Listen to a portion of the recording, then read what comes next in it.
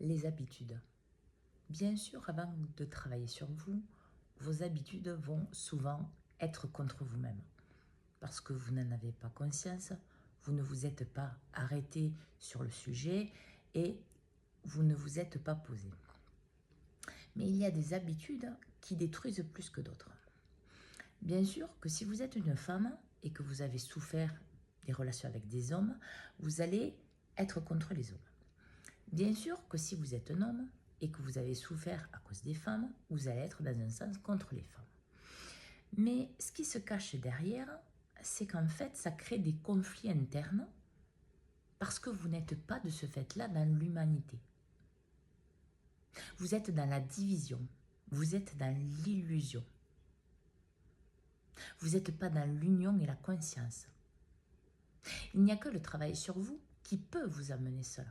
C'est-à-dire à tenir compte qu'en fait, peu importe que vous soyez un homme ou une femme, il y a des choses qui ne sont pas respectables, qui ne sont pas à faire, il y a des choses qui sont injustes, qui ne sont pas à faire, etc.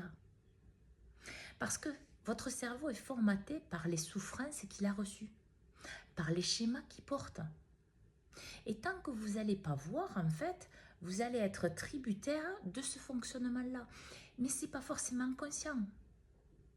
C'est, à grande échelle, une division qui empêche d'être dans une certaine humanité.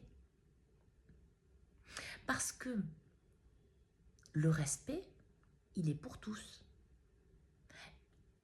À l'intérieur de vous, parce qu'il faut savoir aussi que vous avez des énergies masculines et des énergies féminines, et cela, elles doivent être en union à l'intérieur de votre corps-esprit, peu importe que vous soyez né homme ou femme, et cela, forcément, ça va être difficile, parce que vous êtes en conflit mental, parce que déjà vous divisez.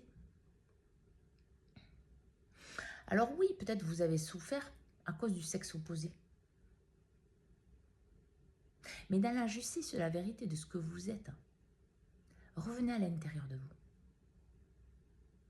C'est quoi qui vous manque? Vous manquez de protection? Vous n'arrivez pas à faire des actions? Vous manquez de masculin? Vous n'avez pas de ressenti, du moins. Vous pensez ne pas en avoir? Vous n'écoutez pas vos sentiments? Vous n'êtes pas créatif? Vous manquez de féminin? C'est plus vers ça qu'il faut aller voir, à l'intérieur de vous. De toute façon, à l'extérieur de vous, à l'extérieur de l'humain, tant qu'il y aura cette division, c'est-à-dire qu'il n'y aura pas une conscience pour tous, peu importe le sexe de l'humain, il y aura toujours des problématiques. Parce que ce n'est pas de l'union, c'est de la division. Et dans la division, on maîtrise. C'est-à-dire qu'il y en a qui nourrissent exprès ces conflits-là. Parce que c'est nécessaire pour empêcher des gens d'évoluer et de grandir face à eux-mêmes. Parce que dans la division, forcément, on n'est pas tous ensemble. Forcément, c'est plus facile pour celui qui veut trahir, maltraiter et voler. À grande ou à petite échelle, d'ailleurs. Donc, posez-vous des questions.